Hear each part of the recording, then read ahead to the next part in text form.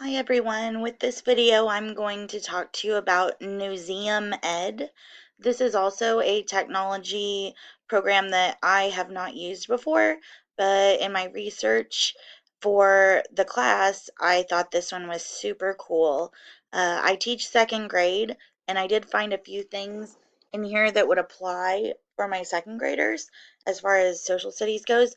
I do think it would be even more beneficial for the older grades, middle school, high school, even upper elementary. But there are things for the lower kids too. Why I chose Museum Ed was because, first of all, I thought it was very interesting and unique. It has tons of primary sources regarding social studies, um, and U.S. history, world history, things like that. It was user friendly and it's all free, which is awesome. So, and there's a lot of things you can do with this that I'll go into. The goals and objectives would definitely be the social studies standards. Um, I teach social studies for both second grade classes, so I'm always looking for things that are going to make it more interesting and kind of bring history and social studies concepts to life. And I feel like giving them real world applications, like seeing newspaper articles and things like that, would do that. I also felt like it would be good for writing as far as showing them maybe a primary source from a historical event and having them read through it and then kind of generate ideas as a prompt to a writing activity. Um, the intended audience for this would definitely be your students, but it could also be peers and colleagues as well. But I feel like the main one would be your students. The ISTE standards that this meets was the standard for educators 3B, which is, as a citizen, educators inspire students to positively contribute to and responsibly participate in the digital world. They establish a learning culture that promotes curiosity and critical examination of online resources and fosters digital literacy and media fluency. So I feel like this Museum Ed does create a opportunity for students to use a critical eye when looking at sources of information, um, from way back when, to the present. Also, it meets standard number, educator 5B, which is design authentic learning activities that align with content area standards and use digital tools and resources to maximize, excuse me, active deep learning. And I'll show you it does provide the standards that each lesson meets as well. Okay, so I'm going to go ahead and go through this. It's pretty easy to navigate through, but there's a lot of things that you can do with it. So I'm going to go through and just kind of try to go in some sort of order for you. Um, so basically, the first thing I did was I just went to search and I searched for a topic. You can, before we do that, I want to show you, you can go into collections. And this just has a general, a general um, oh, I don't know what I want to say, a general outline of different topics that you can look through. Down here, here's the collections if you're talking about free speech in your class, or finding facts, or women's suffrage, or making a change.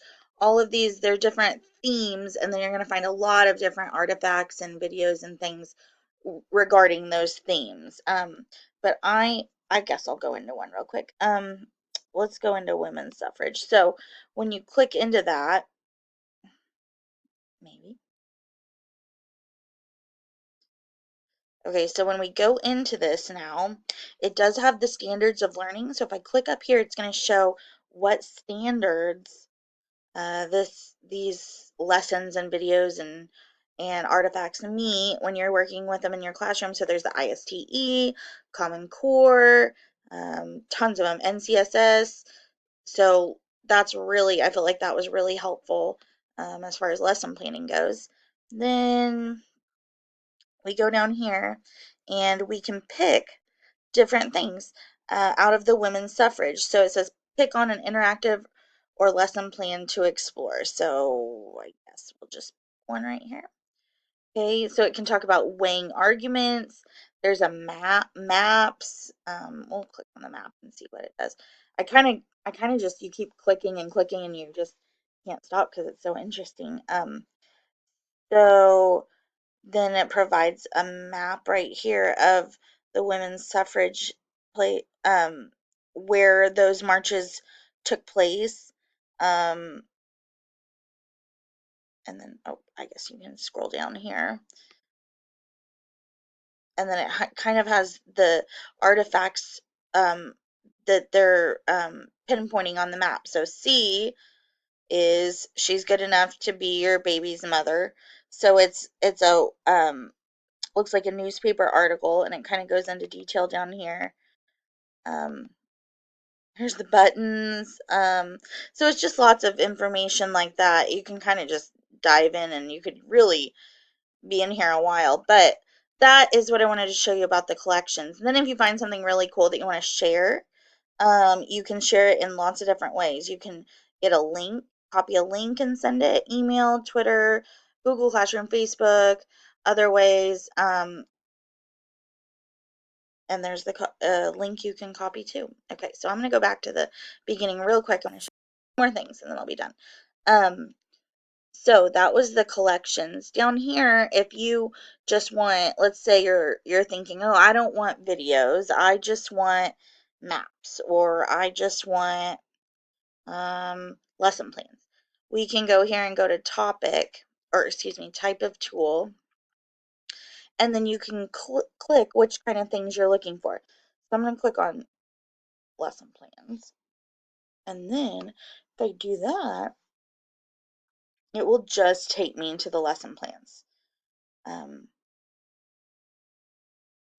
can go through there, and you can use the filters to find specific topics that you want.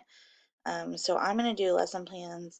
I'm going to, you can search by grade, by topic, um, by the centuries, date range, lots of different things. Okay, so I'm going to search March on Washington here. Now, when I search March on Washington, it'll give me individual things like a video or an artifact newspaper article, an illustration, videos probably are down here.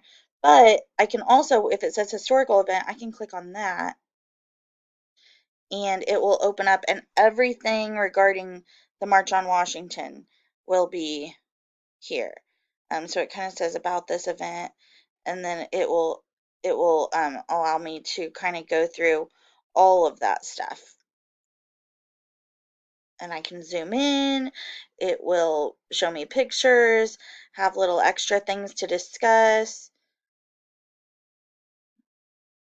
You can zoom in here and also these sorts of things. There's a video. And then I did really want to, real quick, want to show you a lesson plan.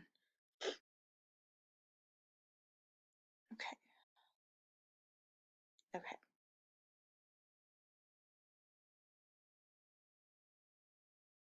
So, for example, and like I said, a lot of this is probably for middle school, high school age, just because of the topics, but still pretty cool. So it gives you a, like for Watergate, it will give you a whole lesson plan, and it kind of step by step shows you what you can do with that.